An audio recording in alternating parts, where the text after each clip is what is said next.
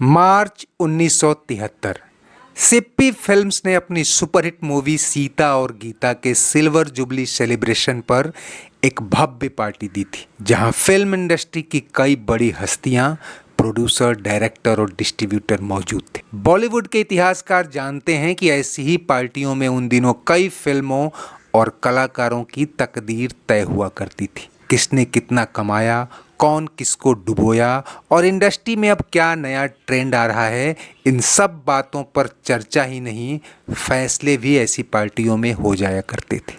सिप्पी की पार्टी जब पूरे शबाब पर थी तो कुछ लोग प्रोड्यूसर जीपी सिप्पी के बेटे और उस दौर के होनहार डायरेक्टर रमेश सिप्पी के कान भरने में लगे थे। रमेश ने मात्र 24 साल की उम्र में ही अंदाज व सीता और गीता जैसी हिट फिल्मों से अपने डायरेक्शन का आगाज किया था और अब शोले जैसी mega budget multi starrer film उनके हाथ में थी। इसे लेकर इंडस्ट्री में काफ़ी हलचल थी। अभी फिल्म इनिशियल स्टेज में ही थी, स्क्रिप्ट और स्टार कास्ट फाइनल हो चुके थे और अगले 6 महीनों में ही शूटिंग शुरू होनी थी। किसी ने रमेश सिप्पी से कहा कि ये फ्लॉप बच्चन को फिल्म में क्यों ले लिया, हर कोई उससे पीछा छुड़ा रहा है। 2 साल में दर्जन भर फ्लॉप फिल्में देने वाले को इतने बड़े प्रोजेक्ट में रखकर बड़ा रिस्क ले रहे हो।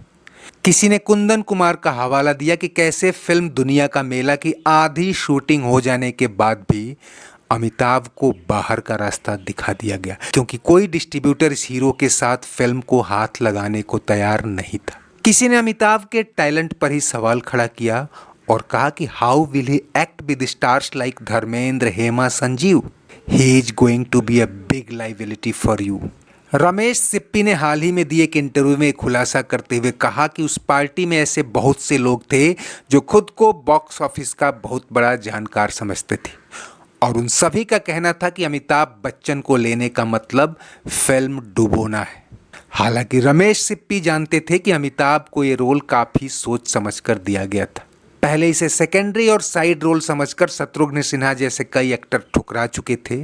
हालांकि शत्रुघ्न आज भी पछताते हैं। लेकिन एक तरफ जहां अफसोस है, वहीं दूसरी तरफ बहुत खुशी है अपने दोस्त के लिए कि अमिताभ बच्चन ने रोल लिया और फिर उसके बाद इतिहास की रचना हो गई।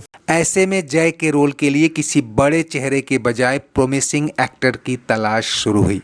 लेखक जोड़ी सलीम जावेद, जिनकी स्क्रिप्ट पर उन दिनों जंजीर बन रही थी, उन्होंने अमिताभ बच्चन का नाम सुझाया, जिसे धर्मेंद्र का भी समर्थन मिला। सिप्पी बताते हैं कि हमने अमिताभ को आनंद में देखा था, हालांकि उसमें राजेश खन्ना का रोल कहीं अधिक एक्सप्रेसिव था, जबकि अमिताभ शांत गंभीर किरदार में थे। फिर भी उनका किरदार उभर कर सामने आया। उनका दूसरा काम हमने बॉम्बे टू गोवा में देखा था।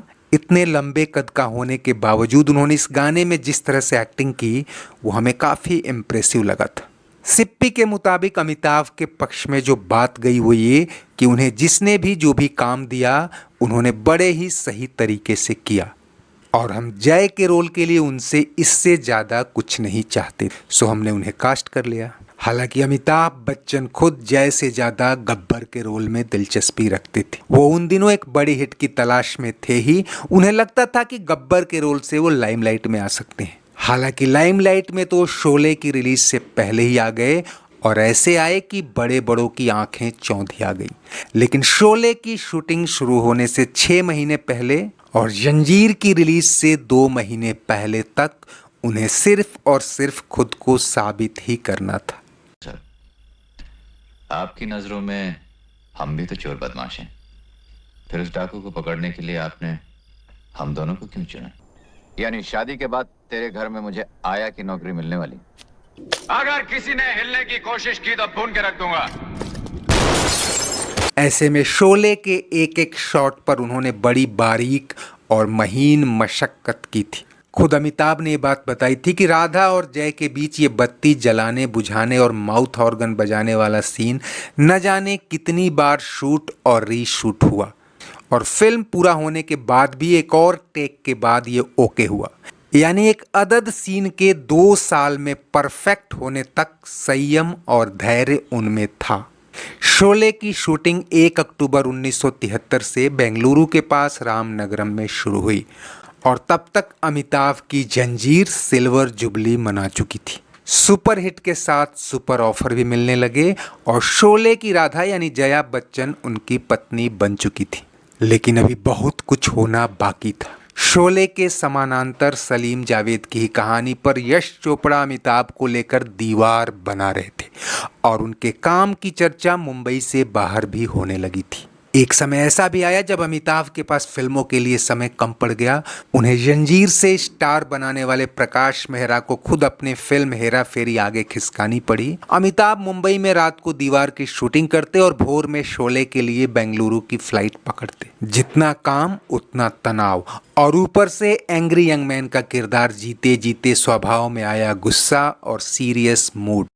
गब्बर सिंह, अपने आदमियों से कह दो कि अपनी बंदूकें फेंक दें। ऐसे हालात ने शोले के जयदेव के किरदार को गढ़ने में मदद ही की। खुद सलीम जावेद मानते हैं कि अमिताभ ने इस किरदार को उस लेवल तक उभार दिया जिसकी कल्पना स्क्रिप्टिंग में भी नहीं की गई थी। सब जानते थे कि शोले का लीड हीरो धर्मेंद्र और हीरोइन हेमा मालिनी है। ऊपर से ठाकुर और गब्बर जैसे बड़े किरदारों के बीच जय के लिए कम से कम हीरोइक स्पेस तो नहीं बचा था। लेकिन जितना था उतने में ही अमिताभ ने हर सीन, हर शॉट, हर लाइन और हर पल को मानो तप तप कर प्ले किया कि एक बार बीवी बच्चों की जिम्मेदारी सर पे आ गई तो कमाने भी लगेगा। जब दारू उतरेगी तो ये भी उतर आएगा। साला नौटंकी, खड़ी खड़ी ड्रामा करता है। क्रिटिक्स भी मानते हैं कि अमिताभ बच्चन का कोई भी सीन ऐसा नहीं है जहां वो अपना खास इंप्रेशन नहीं छोड़ते। यही वजह है कि कई मौकों पर लोग वीरू के डायलॉग तो भूल गए, लेकिन जय के डायलॉग उन्हें आज भी याद है। शोले एक लंबी फिल्म थी और सलीम जावेद ने जय का किरदार रचते समय कहीं से भी साइड हीरो वाला भाव नहीं लाया था, बल्कि वो स्टोरी में इमोशन, ड्रामा और प्रवाह को हर हाल में ऊपर रखते हैं। यही वजह है कि जय जब डाकुओं से लड़ते लड़ते मर जाता है, दर्शकों के दिमाग में ऐसा ख्याल कौंधता है मानो हीरो मर गया। और दोस्तों, ये बात पहले भी बताई है कि जब शोले रिलीज के बाद पहले हफ्ते में नहीं चली तो फिल्म मेकर्स ने इस पर काफ़ी माथापच्ची की कि जय को मारना ठीक नहीं था, क्यों न उसे फिर से जिंदा किया जाए। लेकिन इसे एंग्री यंग मैन की तकदीर कहिए या तासीर, उसके मरने में ही उसका अमरत्व छिपा था। आगे वो पर्दे पर जब जब मरा, दर्शकों के दिमाग में अमर हो गया। 15 अगस्त 1975 को जब शोले रिलीज हुई, उस समय तक दीवार एक गोल्डन जुबली ब्लॉकबस्टर फिल्म बनकर छा चुकी थी। और कहते हैं कि शोले के प्रीमियर के मौके पर फिल्मी पंडितों, डीलरों और डिस्ट्रीब्यूटरों की एक लॉबी अमिताभ के आसपास ज़्यादा मंडरा रही थी।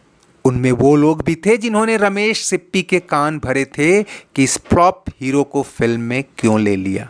लेकिन दुनिया उगते सूरज को सलाम करती है दोस्तों, और अभी तो शोले का जलवा बाकी था। Film silver, golden, platinum, diamond जो भी कह लीजिए, जुबलियों को पीछे छोड़ कामयाबी के उस आसमान तक पहुंच गई जो भूतो न भविष्य किसी को कभी नसीब नहीं हुई। खुद सिप्पियों की माने तो उसके बाद अमिताभ के सितारे इतनी तेजी से चमके कि अब उन्हें अपनी ही फिल्म में लाने के लिए उन्हें 5 साल इंतजार करना पड़ा। आगे का इतिहास आप सबको पता है दोस्तों, लेकिन आज जब देश और दुनिया में शोले का 50 साला जश्न मनाया जा रहा है, एक बात क्रिटिक्स भी मानते हैं कि बेशक शोले एक मल्टी स्टारर फिल्म थी जिसमें एक एक रोल कीमती था और कोई किसी से कम नहीं था, लेकिन अमिताभ बच्चन ने एक सेकेंडरी रोल को जिस सादगी, जिस संजीदगी और जिस सफलता से हीरो के बराबर ला खड़ा किया, वो सिर्फ और सिर्फ अमिताभ ही कर सकते थे।